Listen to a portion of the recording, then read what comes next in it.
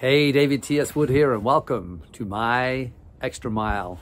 Really excited about today's show.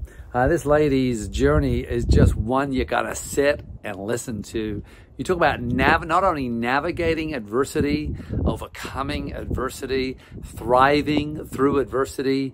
You talk about the mindset. You talk about just really, her story is remarkable.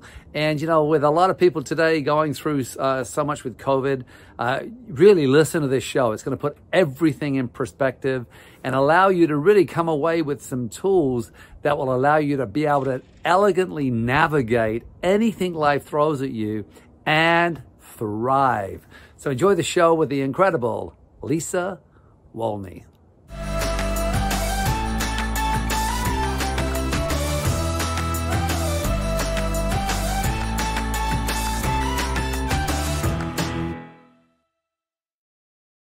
It's interesting, you know, Lisa, when we were just chatting just before the call here, or before the show, the word fear came up and that at a moment in your sort of history, and we're going to sort of go back in time and we're going to look at pre-fear, but we're talking about, you know, external circumstances showing up and amplifying a fear that really sort of took you down a 4-year journey, which has been remarkable in the sense of how you've grown, but terrifying when you're in it, because, you know, you're balancing plates. And I think a lot of women identify with that, but, you know, we're going to go into some of those areas so people can hear to the extent of how you're trying to balance plates. But the other thing that happened to you was the entire you know, weight of your financial world was suddenly put on your back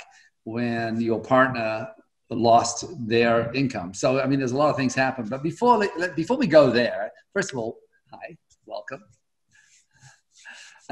Let's go into, you know, this kind of 4-year terrifying, fearful kind of journey. You'd put 7 years into your network marketing business. And, you know, anyone looking from the outside would have used a lot of words: resilient, gritty, successful, passionate. I mean, a lot of things that you're successful. A lot of these things occurred, and your business was on a sort of a growth path. But then what inevitably happens, it can happen in business, it can happen in marriages, it can happen in all kinds of areas, but it can definitely happen in your network marketing residual income, is it can take a nosedive, or it can go up and down for a while, and we interpret that in different ways. But let's go back to the successful years before this big lesson you've had. What was life like? What made you get into network marketing? And what made you sort of dedicate so much time in that arena? What drew you to it? What drew me to it was hitting rock bottom. That's what drew me to it. As I have 4 children, I had a stroke when I was 30 from actually a neck manipulation that went bad, and so we had 2 children at the time.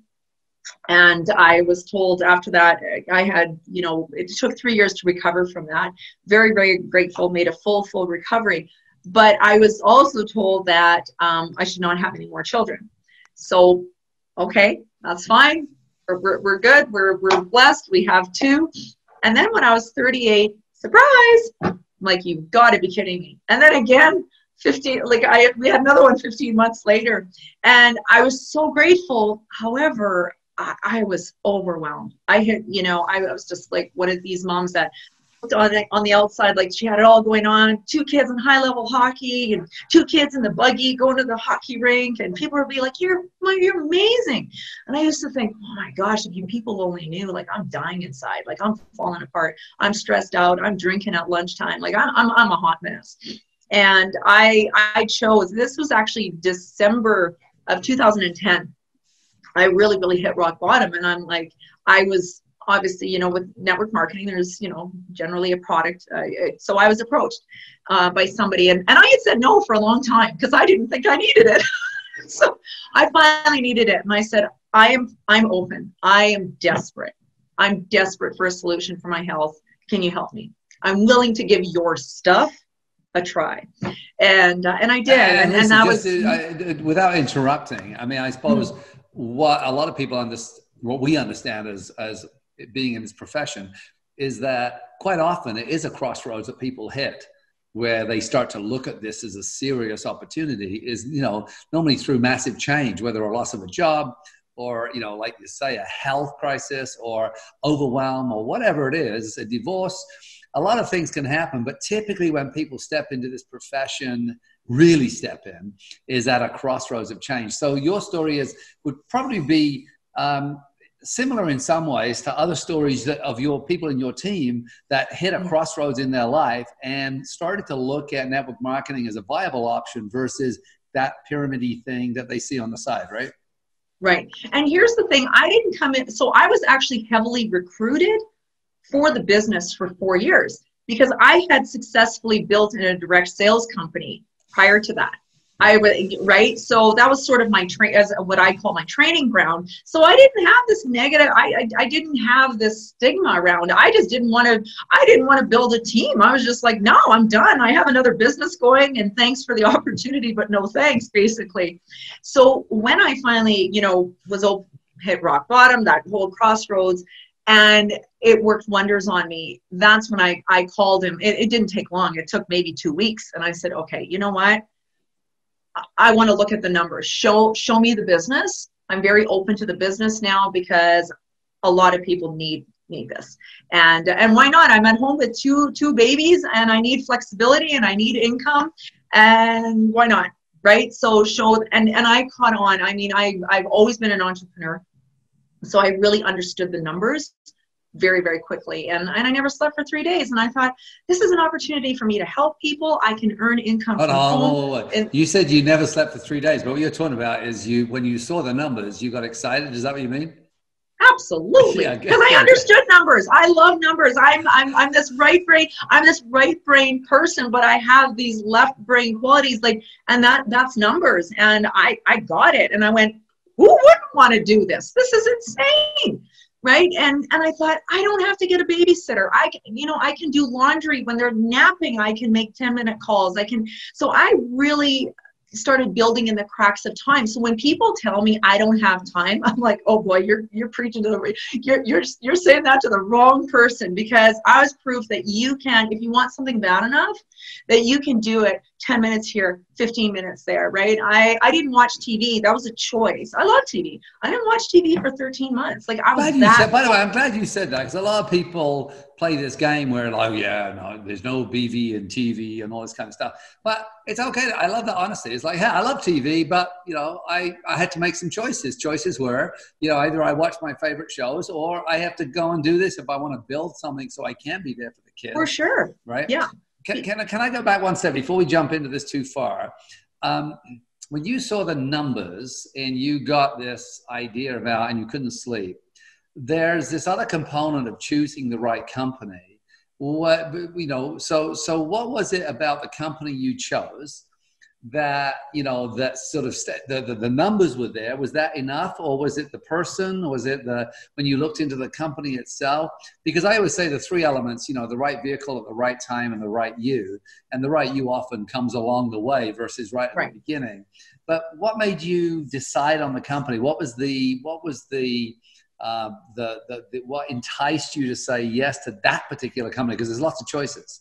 Right. And you have to remember, I said, no, I hadn't had an experience with a direct sales company where I hadn't earned residual. It was a great training ground. I'm so grateful, right? It was an awesome product and things like that. And I learned all of these skills, but that wasn't my experience, was earning this residual that people talked about. And so I wasn't that, when my sponsor kept approaching me, I'm like, I really wasn't that interested. I wasn't that jazzed up.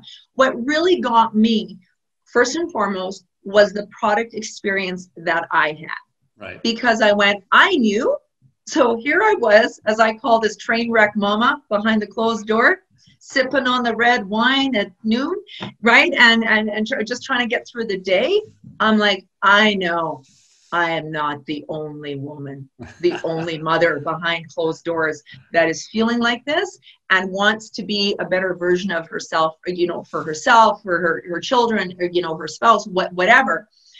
So I had that. It didn't take long. So when I saw the numbers, I put that, so basically I put myself in that situation. All of these people that I knew that were out there like me, that I felt I had a responsibility. I'm like, I can impact thousands of lives. And you have to remember, I had this stroke where I had extensive cerebral damage. I was numb down the right-hand side. I had a droopy lip.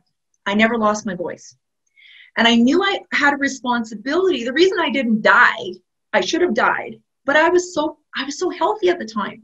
I was proactive with my health. So I knew, I'm like, I've got to take this message of being proactive. And I have to get out there and share this with not 5 people, not 10 people, not 100. Thousands need this message. And I need to be the messenger. I truly, for 10 years, I searched for that, David. 10 years to find what is my passion? What is my purpose? How am I supposed to do this? So I saw that on that paper and I went, wow, this stuff's incredible. Look at these numbers. These are the thousands of people. This makes sense. This makes sense to me. Well, and I went, I was going to say one thing about thousands, because if I got a new person listening right now, I mean, part of the thing about understanding numbers is understanding that to impact thousands doesn't necessarily mean that you're going to talk to thousands. It means that leveraging, you know, you can help someone, help someone, help someone, help someone, help someone.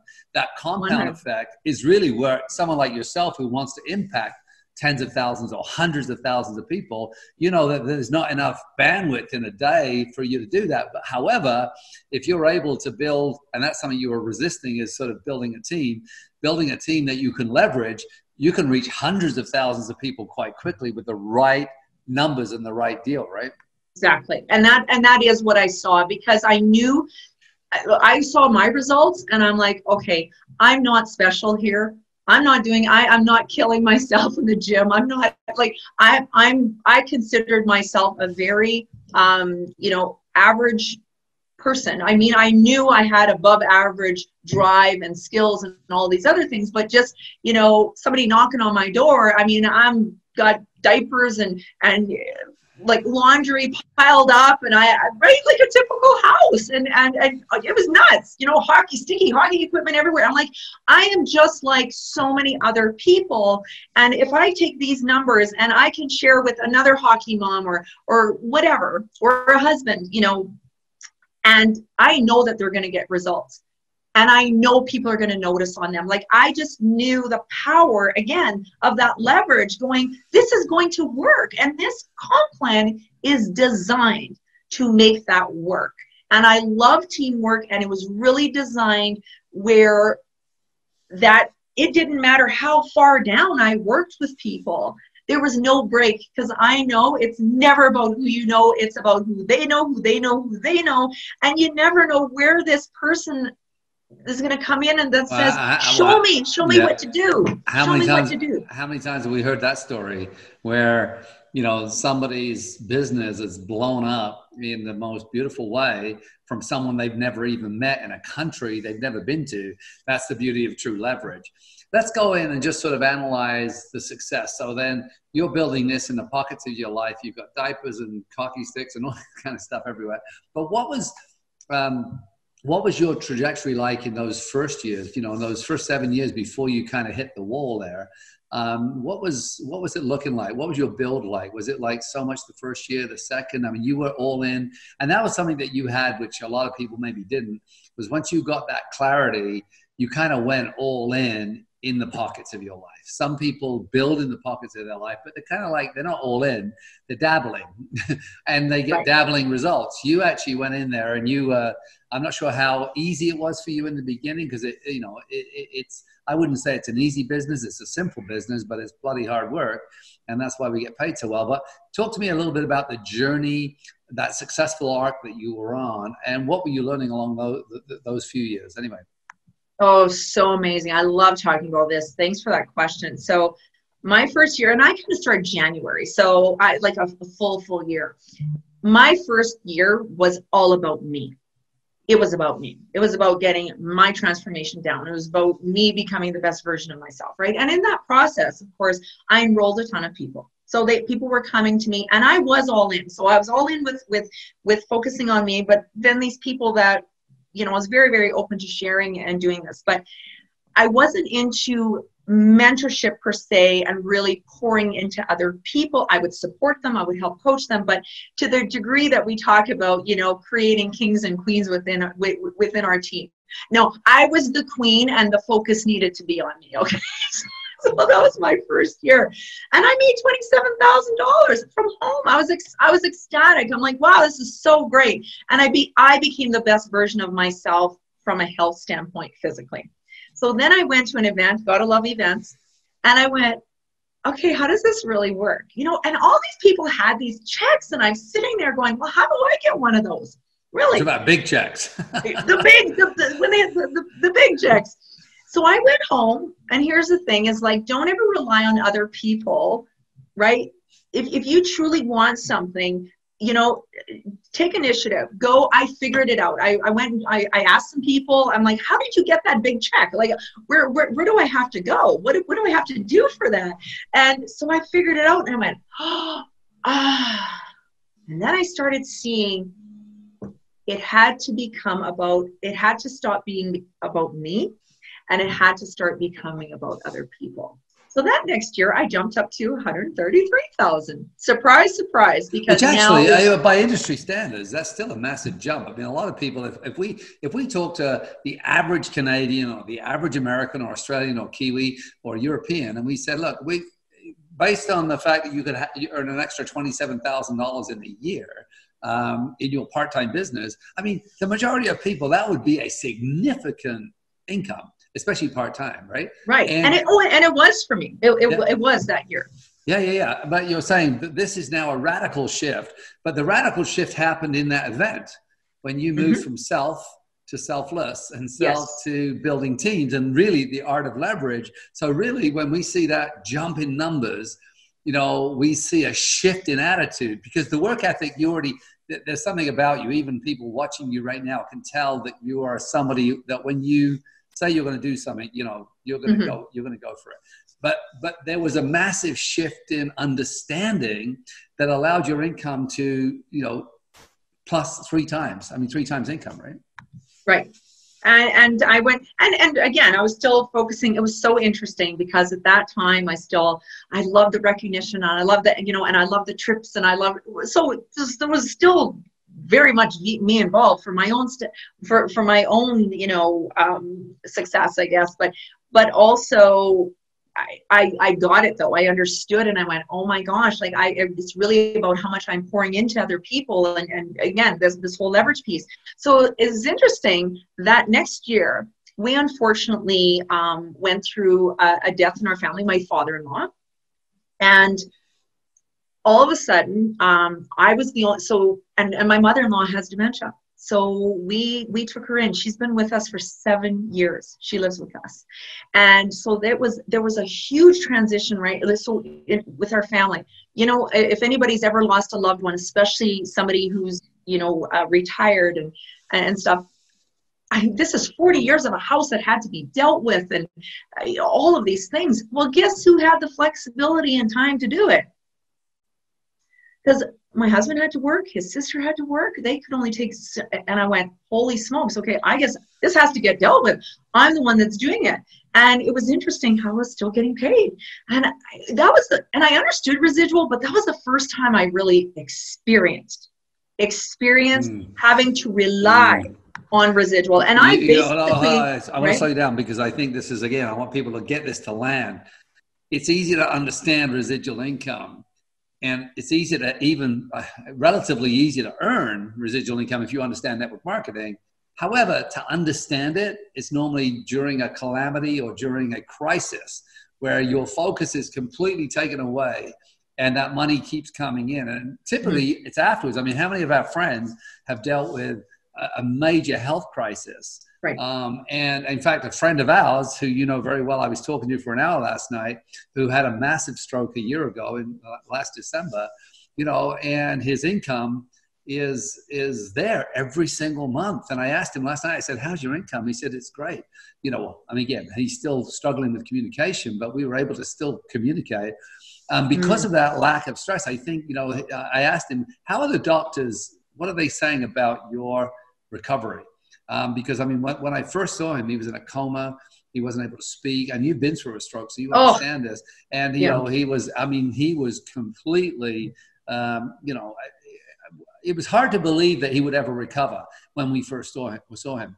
But I think part of the reason he said, these are his exact words, and it took him a while to get them out. I said, "What are the doctors saying?" And he said, "They're blown away."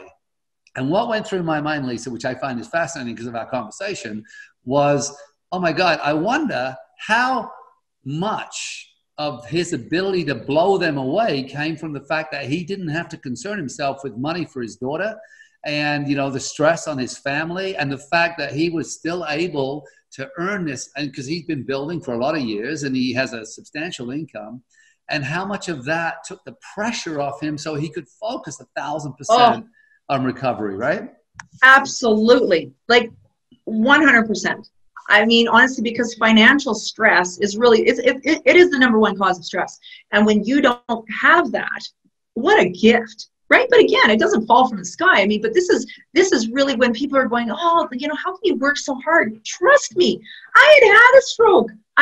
Trust me, nothing is guaranteed here. And I was a very healthy person, right? I was very fortunate that my husband had a great job and was able to take care of me. And I had somebody quit their job. My sister-in-law quit her job to take care of me and all of that stuff. I was very, very fortunate, but not everybody is in the same situation. So what is your plan B? That's what I often ask people, because I'm like, trust me, like, you know what? Things can be going just great, and life is life. Stuff's going to happen. I've got a better word for that, but let's just call it stuff's going to happen. We can say shit if you want. Okay, shit's going to happen, because trust me, I've had my share of it. And so have so many other people. They know that. And so it's interesting. That was my first experience, like really relying on that and being so grateful. So that year, I mean, I maybe worked on my business like maybe 5 months out of 12, and my income did not drop. It did not drop. It didn't go up, but it did not drop. And I went, wow, like, look at how powerful, right? To have a team that's still out there working, and customers that are ordering, and all that work that I put in for those 2 years was now, I mean, it was such a saving grace for our family. That is a good distinction. People listening, because sometimes it's easy to miss what Lisa just said. All the work she put in for the 2 years prior to her taking her energy and focusing it on somebody else, you know, and looking after somebody, again, with dementia, who'd lost a loved one, the whole house, and sorting out their entire life. And I went through that with my brother, so I can only imagine. It didn't take me an entire year, but how overwhelming that is when you step into somebody else's life and try and piece it together and do the right thing and look after family members. I mean, there's just so much complexity. But I want people to realize what you just said, because it's easy to miss it. The 2 years of hard work enabled you to navigate without losing that income. It's not a matter of, you weren't there for 2 months and it was you spoke to 4 people. You'd gone out there and you'd built something that was allowing you to really experience residual income, right? Absolutely. So it was interesting, you know, so everything's good. And then I was on a major build for the next 5 years. 5 years. I did not, like many, experience, but I did. I worked my business hard. I never did have a dip. I just continued going up and up and up. And then within 6 years, I hit the $1 million mark. Again, working from home with lots of kids and stuff. And it was, and I knew I could do it, because I drew inspiration from other leaders that went before me that I saw. I'm like, I never doubted, because of the structure, the products, the company, all of those things that we look for. I never doubted that this was possible for me. I never did. It didn't even cross my mind. And you know, Lisa, that is such a big part of it, is belief. We talk about the 6 areas of belief, but that really gives you a leg up when you got that belief house in order. But you said something again, when I repeat your things, it's only because I want them to layer in people's minds and not get missed, because there's so much gold coming out of your mouth right now, is that right? But it's that idea is that you were modeling and you were taking your inspiration from people that were doing it. You weren't listening to the naysayers. You weren't listening to the people that were telling you it couldn't be done, and the people that were telling you, hey, listen, you're meant to be at home looking after your kid. It was like, hey, I can do both. And I have enough people who are modeling who have created a 6 or 7 or multiple 6 or a $1 million income. And that's where your focus was. You were watching them, but you were certain that you would achieve this. What I love about where we're going now is, as the walls come crumbling down, what I love is that we get a picture now. We get a real picture of you've put the years in, you've hit this massive milestone, you got the millionaire badge on you. It's like, whoa, all right. Well, take us to the euphoria prior to the collapse, because that's coming, ladies and gentlemen. Hold on to your stuff. But what was it feeling like when you kind of just, because again, I'm jumping around in my mind here, conventional business, or what I know about the universe, or whether you talk about universal principles, or you're a faith-based principle, or you're just a stock market principle or real estate principle, doesn't matter where we go, there are no straight lines in the universe. And you'd been on this meteoric straight line, straight up, and it's very easy to get seduced to think that that's how it's going to be. But in reality, like right now, we're at a real estate high. What comes right after a real estate high, if we go back to 2008, is a complete adjustment. What happens in the stock market, a complete adjustment. What happens in business, whoop, whoop, whoop, whoop, right? And it's that. But if we get seduced into feeling like it can only go up, when things change, it's almost like catastrophic versus preparing and understanding that those lean years will come, those dips are going to come, and navigate it. You were kind of at this ultimate high and not necessarily prepared for what was going to come next, right? No, and on so many levels. So in terms of life stuff, I was prepared for stuff because, again, how many people have a massive stroke at 30 and whatever? So I had been through some stuff, and I had plowed through, and I was, whatever. The only 1% that never went into depression with what happened to me, 1%. And this is very, very powerful, as you know. I mean, you teach this is your stuff. But when, and I had always said, coming back to that belief, I just want to share something, David, because when there's that certainty, even in yourself, I remember saying to people, like, I had made $7. Okay. My first check was $7.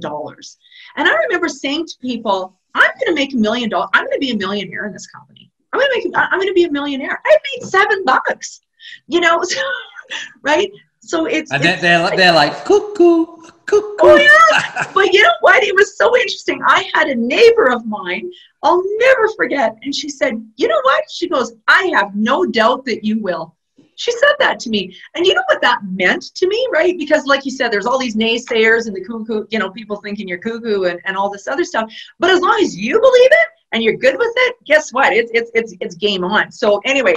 So back to where we were at. So 2016, and this was something my husband and I we were preparing for, because I'm in Alberta, oil and gas. I mean, again, when it's flowing, when oil's flowing, right? It's flowing. Like, yeah. and things were going well, and then of course there was a huge dip, and for the first time, in my husband's career, he was, his whole team was taken over, and we were fortunate he was packaged out, but still he found himself without a job.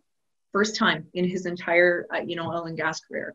And he was a founder, right? And so there's no security there. I mean, it's always investors, things like that. Lisa, I'm not sure this happened to your husband, but I'm sure it happened to some of the people I'm about to talk to. And you can tell me if this happened to your husband.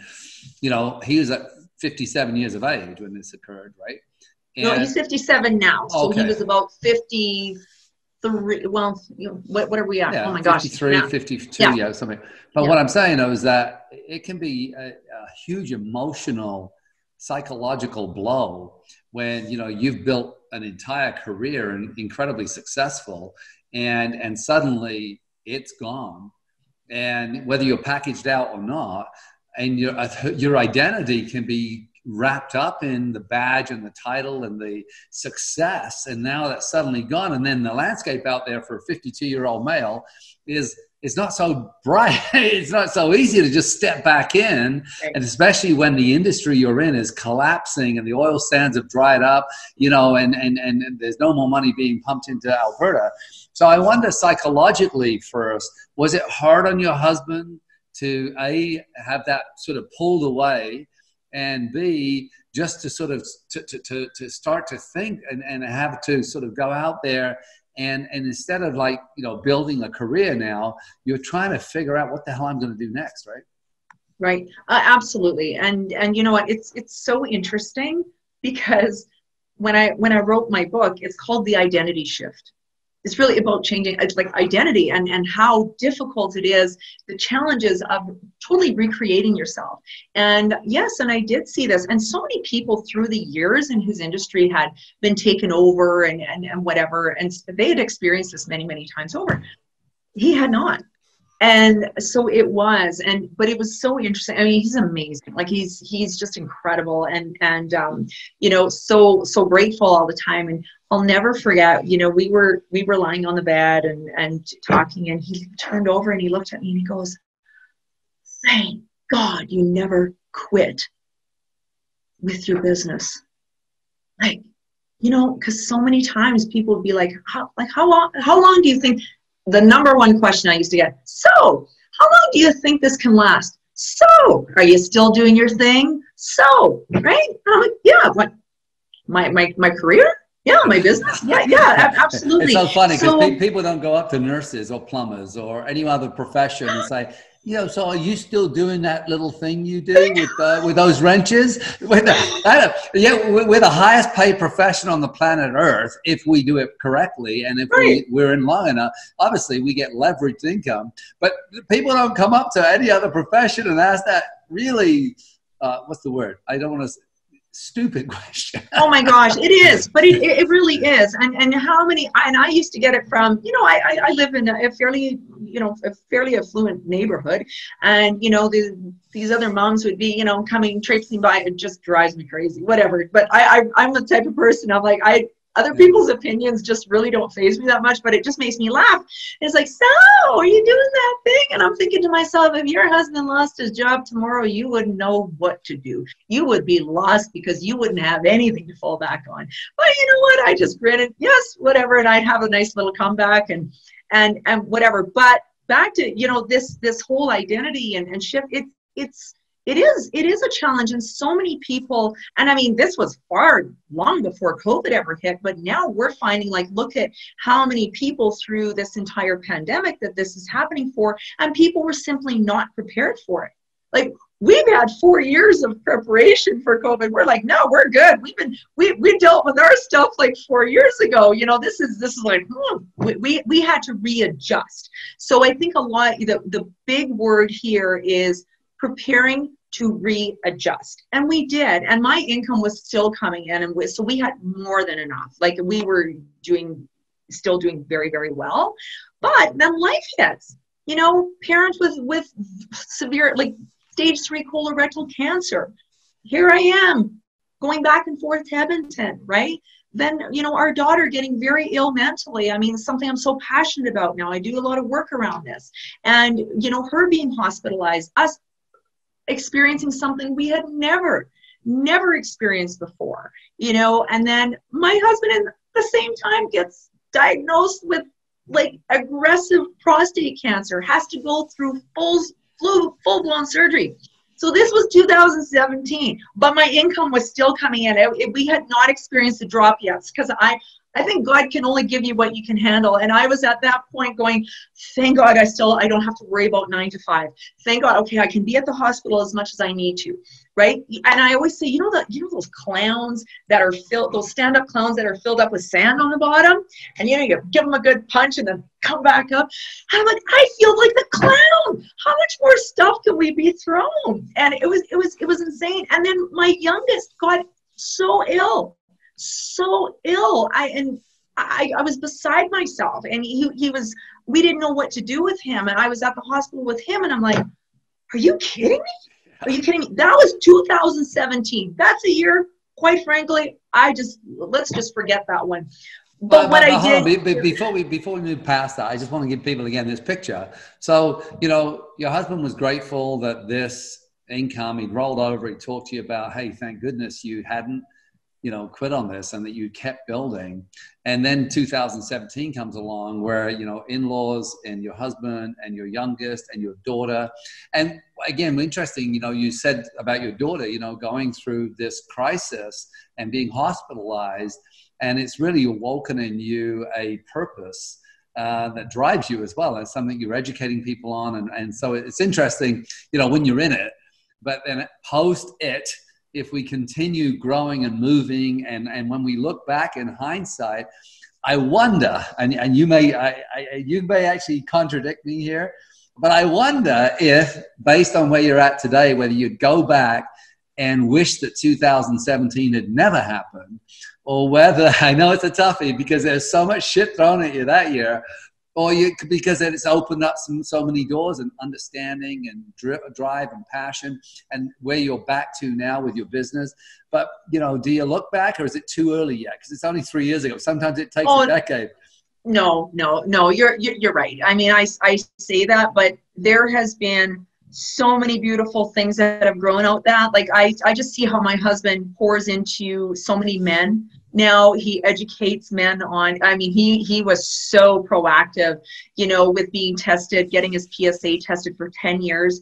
That's why his aggressive cancer was caught. And that's why he made a full recovery, right? You know, so that's a passion of his now, being able to serve other people, give back that way. You know, our daughter with, you know, having bipolar, and we're very open about it. It's not a secret. She's been interviewed many, many times. She shared her story so she can help other people. We have shared so many times with people, and I'm like, nobody can try and understand that experience of being in a psychiatric ward and seeing your child in there with men and women. There's no age, you know, limit. They don't separate you, and being so helpless as a parent, right? Is just, and if anybody's had a sick child of any kind, it doesn't matter what they have. Came up for me, though, was a question. I got goosebumps thinking about it. There's also a stigma sometimes that comes along with that type of thing, where somebody is now in a psychiatric ward.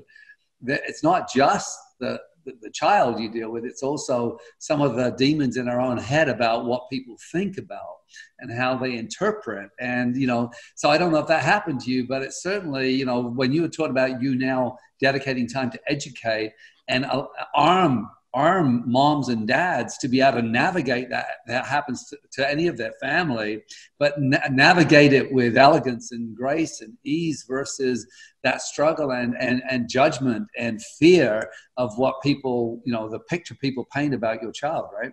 Right. So here's an interesting thing. So I really want to share this with everybody. So one of my secret weapons, something that I was born with, is this ability that, so I always say to people, when you can adopt the WGAS factor, which is who gives a shit, guess what? You will have full freedom. Well, Lisa Wolny has always had the WGAS factor, and I really don't care. So yes, I have fear, of course, but in what other people think, awesome. No, it just honestly. You know, a lot of other people don't have that, right? Absolutely. So what I have done, though, is openly spoken out. I've openly shared this to take away the stigma, to go, listen, this is a very, very real issue that you'd be blown away. People would be blown away. I mean, I can guarantee you, someone watching this call, everybody has somebody that they know who is struggling in one way, shape, or form with mental illness. And I've met so many people who have been so afraid to reach out, talk, because people approach us because we openly talk about it.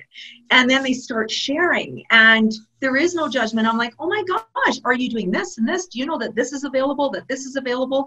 Right? Because I really feel that us going through that, and it wasn't my daughter's first time. She went in again in 2018 for an even longer time, right? So we went through this a couple of times, but just seeing how she is so open in sharing. And she goes, you know what, Mom, if I can help one person, then it's worth sharing. Like, I need to do this, right? Because I know I'm not the only one going through this. She is, oh my gosh, she's changing the world. She really is. And I think, you know what, sometimes we have to go through the crap, like you said, to really find our purpose, find our passion. What are we on earth here? What are we here for?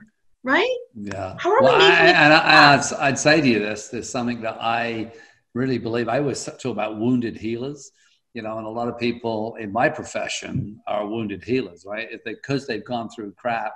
You know, it's like people who are advocates for child abuse. Typically, if you look into their story, they were abused as children, right? You know, and so there's definitely, you know, typically the pain has carried forward. What I find fascinating about your family is your husband is an advocate for prevention for men because of what he went through. Here you are, you know, being an advocate for, well, on many levels, all three of these causes, but your daughter as well is like, there's an advocacy within your family of contribution to people and allowing them to or giving them your experience so to help them navigate their own waters, right?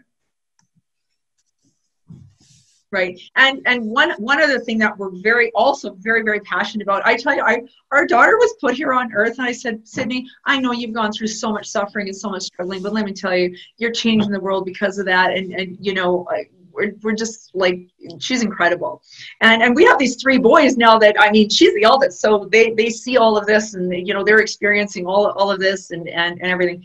But you know what, we're also huge advocates of, you know, the LGBTQ, there's far too many letters, I always tell her that, community, because you know what, when she was 16, this is something, right, that we discovered, and again, as a family, fully supported her in. And we've spoken to so many other parents who just did not know how to navigate that, and you know, really try and understand, and just so supportive, and how many people are hurting again behind closed doors. So we've openly talked about that. David, I've had so many people in our basement that come and go, can we come over? Can we have a chat? You know what? We saw your story and we're dealing with this. Would it be okay if we came over for a chat? I'm like, absolutely. So this is what my husband and I, you know what? It's interesting. Even when you're going through a lot of stuff, when you are, and we talk about this, gratitude, pouring into people, serving other people, we have really spent the last 4 years really pouring into people that are, you know, maybe struggling in these areas, right? And that has really helped us, along with our faith, really helped us get through all of this stuff. Yeah. Well, really that's amazing. Well, I think about my own brother. My brother, who you know, he would be, he's passed now, but he would be about 66. And at the time, it was unsafe for him to come out. Right. When he was 18, I mean, you go back 45 years, he would have got beaten up every single day, especially if we grew up in England. And so he actually got married and had children. And I knew he was gay. And I was one of the only, one of maybe 2 or 3 other people that knew that. But it was just a world that he could not step into. He had to hide himself there. So congratulations for that work. I want to get to, because we don't have too much longer in the show, but you know, this, and we could do a whole other show just on these subjects. I mean, I can see that. And, you know, you and I only talked for a couple of minutes before, and that's the way I like it, because I talk about this being conversational, and, you know, I don't have scripted questions right. I'm going to ask. No, and I love that. Yeah, because it's going to be a real conversation. But what happened, though, there was something that did come along that kind of derailed you. And we can't say derailed you, but when your business started to do its natural kind of decline, there was some meaning you gave it that actually really got you questioning. Even though it'd been there, it helped you navigate your husband's losing his work. It helped you navigate the time you could spend with the in-laws, help you be there for your daughter in hospital, all these different things it had done. But once those numbers started to decline, something else happened for you. Do you want to explain? Because this is where it got a little bit scary for you, right? Absolutely. It was fear, right? Because I'm like, here I was still fully responsible for our family financially. And when it wasn't a gradual, so you know how I had this incline. So when my drop came, it was like, boom, it was like the floor fell. Now, was it due to losing a team member, or was it just, it wasn't that, it was just like, So it started a little bit. I'm like, okay, that's normal. I mean, come on, I've had some distractions here. We've had a lot of life going on, and I was still very involved in my business and running events and all of that stuff. But I had, again, a lot of life going on around me, right? So, but then when the dip, I was like, holy cow. And I have never experienced fear. We have always been very financially stable. And, I went, holy cow. And I started panicking. I've been saved from drowning 3 times, saved from drowning 3 times. I felt like I was drowning. I got that feeling back. And all of a sudden I was like, okay, oh my gosh, okay, maybe I need to do this. I'd always wanted to do speaking. Well, maybe I could make some money speaking. Maybe I need to do this. And I'm an investor in this. So they have an opportunity. They want help building this sales force over here. Okay, I could do that. Oh, and then it's like, holy cow, it's just all of a sudden. Here's me, queen of focus, really staying on course. I'm all about completion. Complete what you start. Oh my gosh, I'm like, if you say you're going to start something, you better finish it. That's me.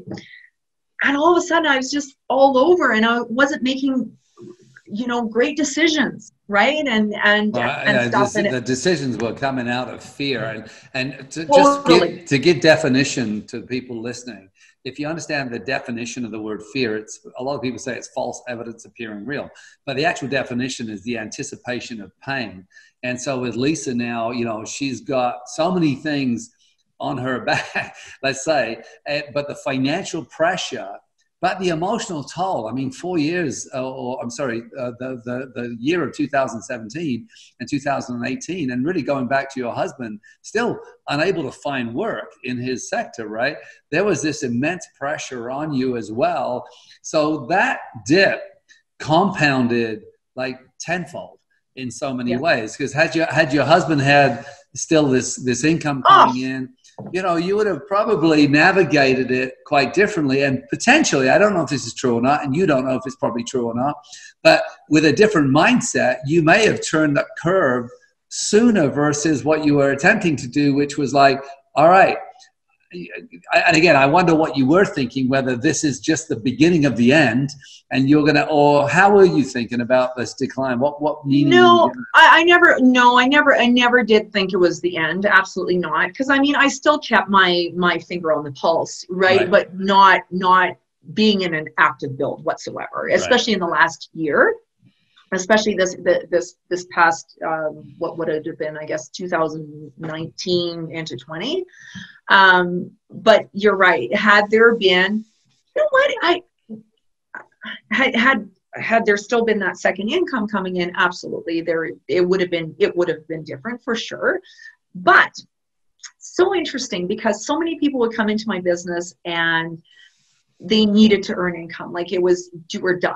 Right. And I used to think, I used to say to myself, well, geez, you just have the wrong energy. Like you can't, it's really hard to build when you're in this fear energy. Desperation, yeah. Right. But I had never been there. So it was so I'm a really great weight loss coach. Let me tell you, because I've been overweight so many times in my life. So I could always relate to those people that came in that were struggling with their weight.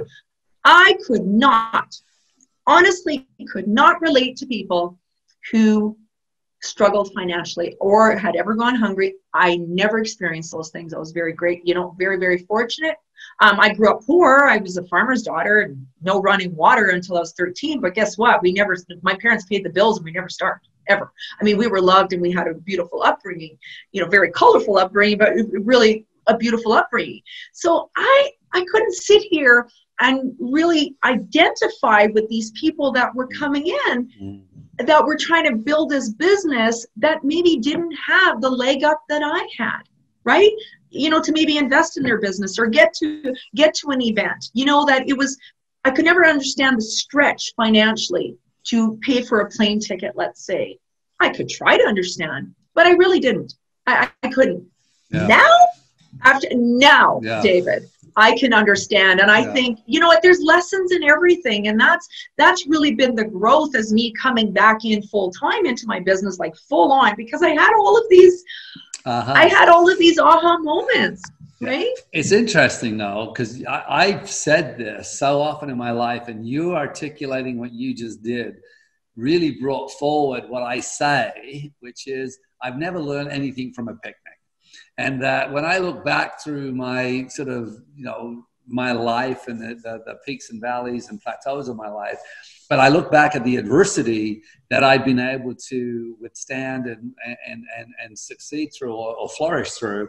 I had this conversation the other day with someone. I said, would you go back and change it? I just mentioned that to you. Truth is, I wouldn't. There's not one thing I would change, because from some of the especially the abuse and some of the other stuff I went through, it just gave me such great empathy and a depth of compassion and understanding that I don't think I could have read in a book and adopted. And what happened with you, which I love, is this awakening to relatability to something that you'd never been able to relate to. Because without that relatability, there's probably, sometimes you hear someone talking about money and you think, oh, what a victim. Or there's other things. You fill the void with your own kind of conclusion. Is like, well, of course you're financially, because you know, whatever. But you know what I'm saying here, right? Mm-hmm. Oh, 100%. And it's so interesting. So another thing that I did was I started doing actually trainings, like just, you know, free, just doing lives on how to save money. Because, and we were always very frugal. I've never been one to, again, you know, I grew up that way. So it's just very responsible. You grew up on a farm with no water. So yes, frugality would have been something your birthright. Yes, it was. And I never, you know, I never lost that. But it was just really looking at from, you know, financially, you know, running a home, where can we cut? You know, that's really not going to affect our family, but where are we overspending? Where are we? And so I started, I did up a huge document and sharing with people. And I'm like, we took insurance off when COVID hit and we weren't going anywhere. We took insurance, my poor husband, we took insurance off of his car. And I said, hey, you know what? It's whatever. It's $140 a month, right? We only need one car. We're not going anywhere anyway. So we started really looking at that kind of stuff. And we discovered, guess what? We were fine with one car. We made it out. We made it work. And people would say to me, wow, that's a really great idea. I never thought of that. And yet people are just struggling financially. So I'm like, who cares? We have one car. What's the big deal? Lots of people have no cars. You know, we have two and stuff. So we started doing that, and it's interesting. And I know this from growing up, how you can still have so much happiness with, it's not about the material possessions. It's not, I mean, listen, we all like nice stuff. I love nice stuff too. And I love traveling and all that. But here's the thing is that money, yes, it helps with freedom. But really, it's what's going on in the home. You know, the love, like where people are at, the support, that we don't need a lot of stuff truly to be happy. And we've really leaned out on so many areas of our life. And you know what? It just made us stronger for it. We didn't fall apart through this. We just became even, I mean, I don't know, like our family, we just seem to get stronger and better through all this crap, right? I think a lot of families do. But, you know, again, I love the example you gave there, because, I mean, I do a lot of teaching on this whole financial realm.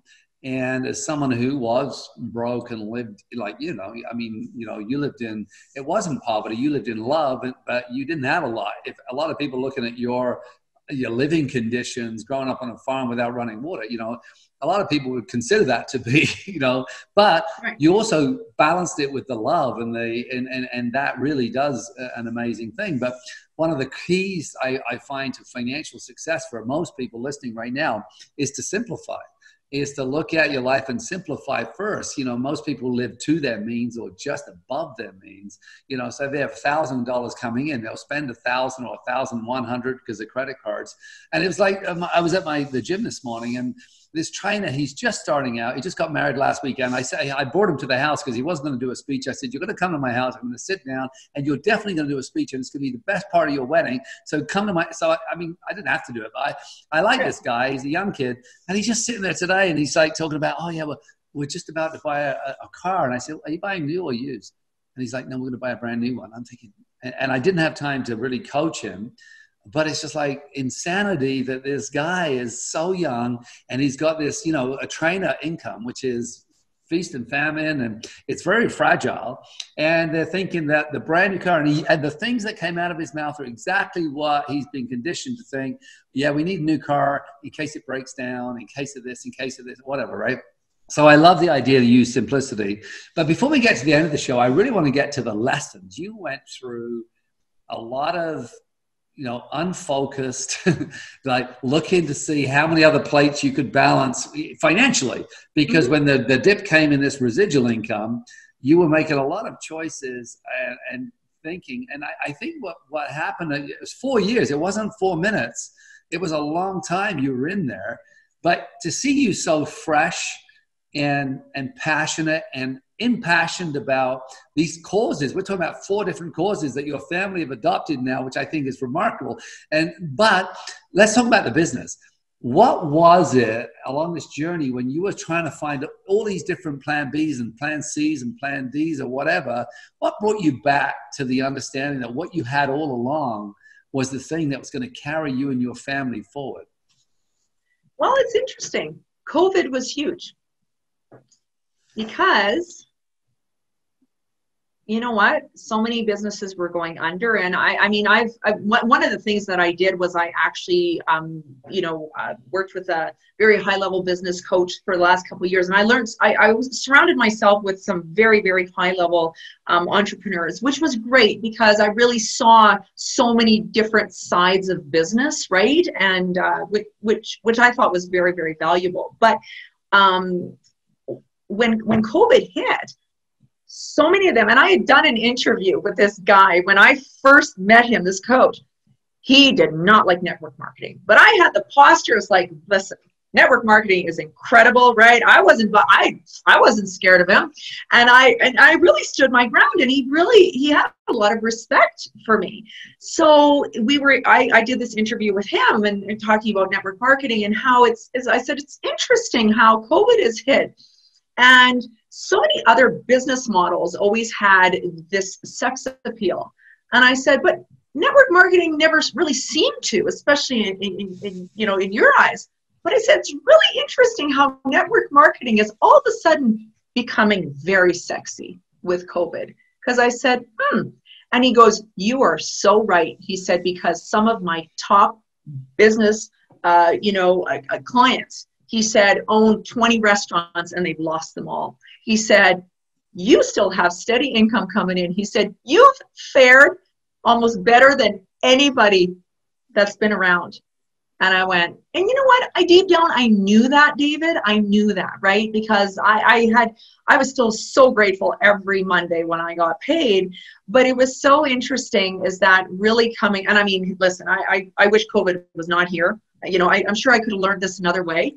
But it was like, yes, it's still coming. And it's interesting in the industry that I'm in, with the company, is that it is health and wellness. And all of a sudden, the world is focusing more than ever on earning income from home because people have lost their jobs, from, building up immunity, right? Like staying healthy, how important. All of a sudden, everybody's like, holy smokes, I better get healthy. Now everybody's starting to think, like, I've ignored my health for so many years. So that's when it kind of started. And then there was some really great shifts in the company, I have to say, because it was interesting is that I'm not going to lie, I had some, a blame game going on as well. So I had to see that things were happening, and I'm all about forgiveness is huge. And I had been in, I would say a toxic, acidic state, right? Like that's what all of this had built up into. And I went, Lisa, if you truly want to move forward with this, there has to be a whole lot of forgiveness that happens, a whole lot. So I went to work on that. I spent a whole month building up my belief again, going, listen, but I learned through these past 2 years that there's crap everywhere. There is. And, you know, big business is big business, right? And really understanding some things, like not being naive and going, yes, this is how business works. Like you were saying, stock markets go up and down, oil and gas goes up and down, real estate market goes up and down.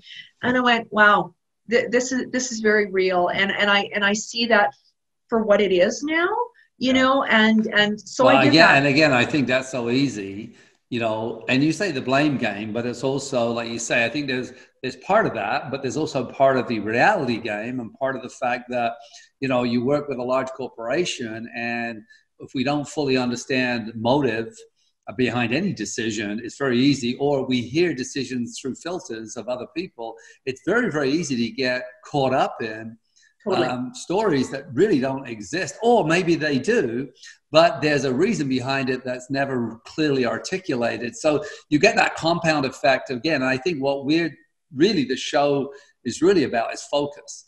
And, you know, that part of what you've been able to do is let go of the tension. You were talking about acidity, but forgiveness is an incredibly powerful force. But I always say holding on to anger, holding on to disappointment, holding on to hatred, holding on to any dark negative energy is like drinking poison, expecting the other person to die, right? Yeah. Right? Right? It's true. So, you know, you got yourself into this situation where when things start to slide and we start to move our attention away from what's working into what's not working, we can easily get caught up in this cycle or this spiral that becomes worse and worse. So I love the fact that it was twofold. It wasn't just that you forgave. It was that you understood that some of it was your own blame and some of it was needed to forgive, because there's on both sides, there's obviously truth. There's truth for you and truth for the company, and that companies will do the best they can with what they have. And they're not always going to do things with that can be interpreted as within the line of your values, or whether it's the right decision. I'm not sure what it was, but I'm just trying to sort of lay out for someone listening, right? For sure. And you know what, and it's so interesting is that, and you nailed it, of course, is that I go to the beat of my own drum. I don't, and that's where I had success in my build, was because I put my blinders on. I just put my blinders on, right? And all of a sudden I allowed my blinders to come off and a bunch of outside noise to come in as well. And moving forward, I'm like, so I did a real reassessment about what was it that I was doing when I had my greatest amount of success growing, you know, for many, many, many years. And it was like, you know what, just trusting in my own gut and what I was doing in my own actions, and just keeping the blinders on, keeping all of the noise out, right? Not getting caught into the distractions, all this focus. And I'm like, yeah, you know what? It's like, it's a new day, because if I decide, and I knew this, if I truly wanted to take this and grow and go where I know I can go, I've now said that the last 10 years were really the training ground for what will be the greatest build in my network marketing career, which is happening, and it is happening. People are calling me like, "What's going on?" Like, "Oh my gosh, you're all over the place now," and I'm like, "Yeah, because I decided," and I said I have to let some other stuff go, and that's okay. I had some very tough conversations with people, very, very, but again, it's very, very freeing. Right. And just going, no, I have to be true to, you know, that this is what I love. This is what has saved our family on so many levels for so many years. And I have a responsibility to go out there and show other people how to make this happen. And just, the forgiveness, everything. And it's just moving forward now. Yeah. I keep getting goosebumps listening to you, but I think that there's an element here, you know, when we go back to first your husband losing his profession, and still today, is he working now or not?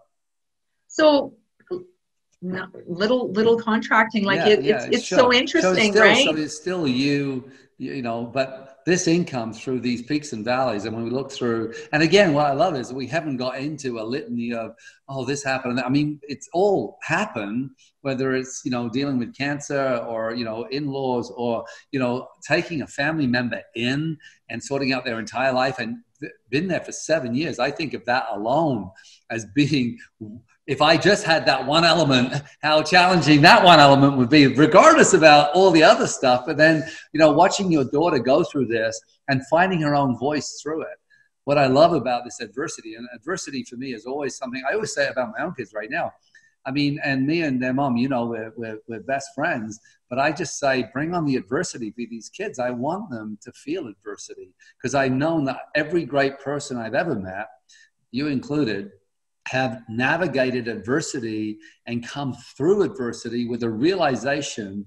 And much like you talked about the depth of empathy now you have for someone who's in a financial struggle, which you didn't have before, imagine that you're in a profession where you could truly show people and not only show, but link arms with someone and help them create stability and financial, or whether they want financial freedom or whether they just want to pay their bills and or whether they want to have control of their life and have choices in their life. You can show them all these things. But now with this new awareness, you can help them you can navigate it with them in such an elegant and beautiful way because of that one thing that you've gone through. So I just want to commend you. I really do. And I love, we said at the very, very beginning, before I push record, which is only a couple of minutes into us talking, was we have no idea where this is going to go, right? But what I've come away with is a deep sense of your courage. And truly, through all of this, that you're so truthful in your awareness about, the things you've learned. And even when you're at the end there, where you take responsibility for the blame part and the forgiveness part, that's a massive thing for someone to be able to do. So just thank you for so much wisdom. I want to turn it back to you just to sort of wrap this up.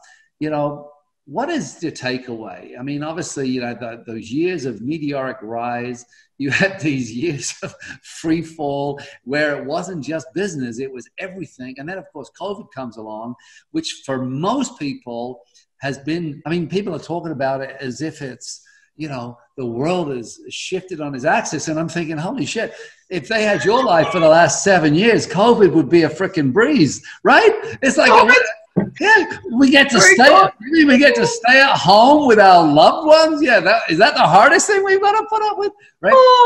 So I want to hand it to you and just talk about a little bit of the lessons you've learned and what do you want to leave people with, having heard this story. And a lot of people are looking. People that listen to this, they are looking for a plan B, or they're looking for a way to have that financial piece.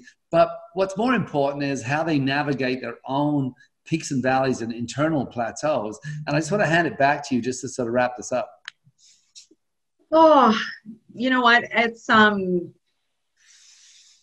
think is so many people, right?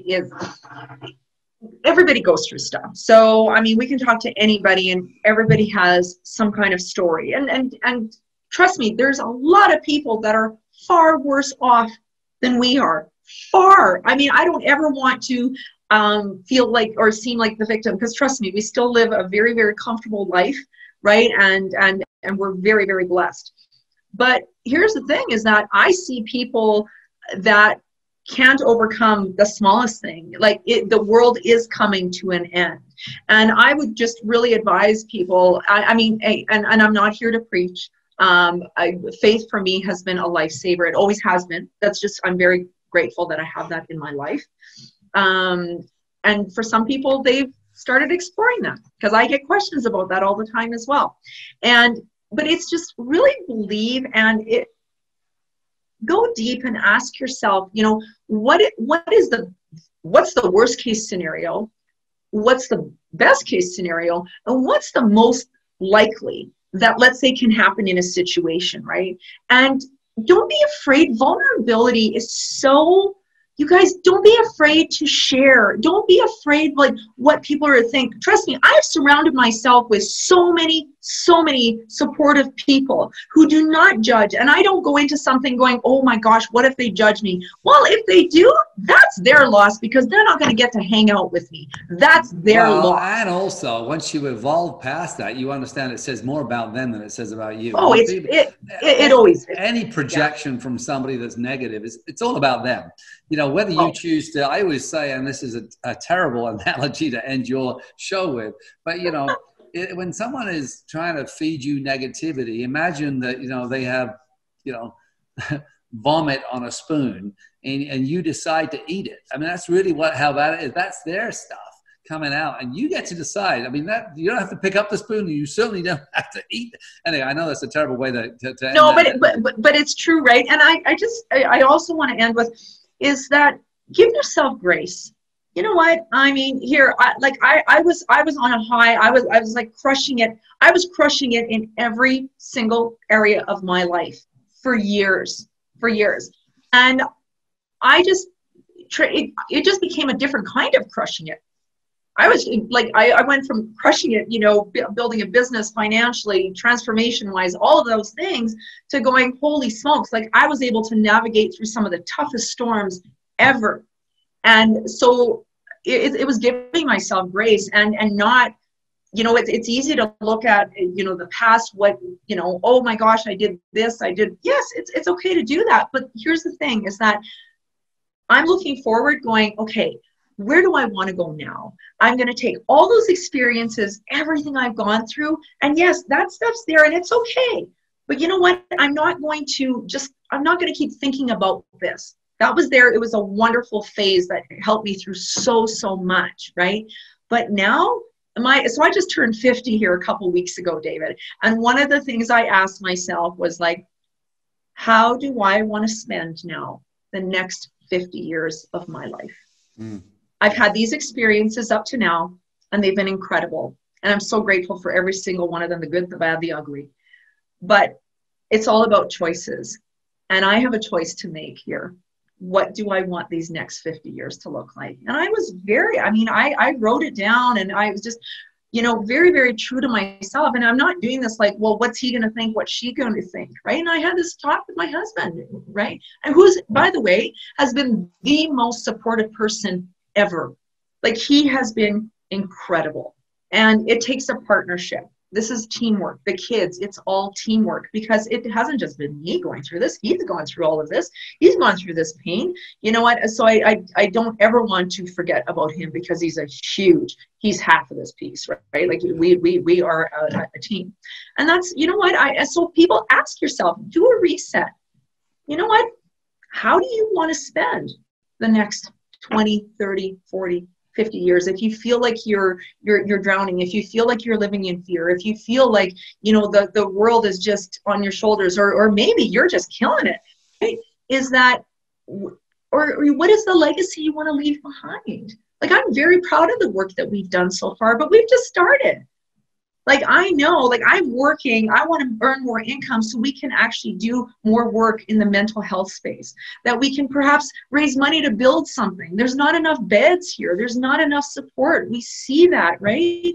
And it's so sad. So, you know, Rome wasn't built in a day, but we can all do our part. And that is just so important. And it's very, very fulfilling.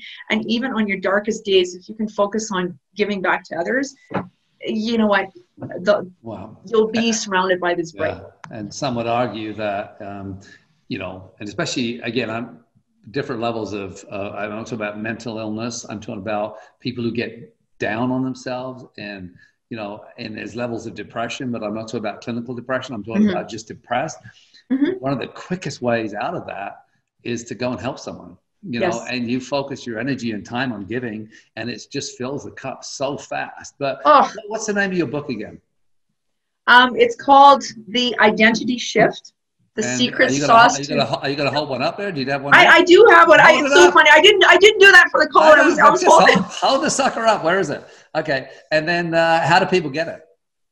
So they can either go to my website, lisawolny.com, and there's no E in my last name. Everybody loves putting an E. N-Y, like New York. Wolny. Yeah, or you can go on to Amazon and get the E version as well. So it's and it's a personal development book.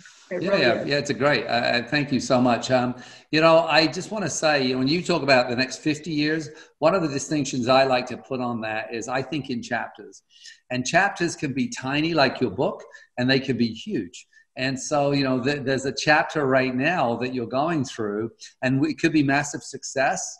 But we understand with the ebb and flow and the peaks and valleys of life that with massive success, things end. And when things aren't growing, they typically are dying. So there is this continual need for adaptability, for grit, for change, for pivoting. A lot of people are being put into a pivot point right now where they're going to be adapting. So one of the ways I like to look at that is, what's my next chapter going to look like? So I think of it as writing chapters in a book, because a lot of people can't think 50 years ahead, but I understand the legacy piece. But so if you're in a crappy chapter right now, how quickly can you change chapters and start writing a whole new chapter? I love that. I love that. So that's one of my sort of distinctions. I actually should do a little show on creating chapters. Hey, Lisa, this has been great. I love the fact that there was a little bit of wonder where we were going to go. I think that what we've shared here in this conversation is really so meaningful and so real. And I think anyone navigating any waters in life, regardless of what it is, can glean from you so many important learnings. And what I love most is that you're not wanting to go back and wish it never happened. You're looking at it and saying, thank goodness, because we're here, now we get to write this whole new chapter. So thank you. I really appreciate you. I look forward to seeing you again soon. And anyone listening, remember, the show is all about my extra mile. So it's those tiny things that, that we can do on a daily basis. It's those small, tiny steps that we can take, and we apply them, day by day, day by day. It's not massive changes, tiny changes compounded over time that truly create the choices we want, the life we want to design, the legacy we want to leave. So thank you, everyone. Thank you, Lisa.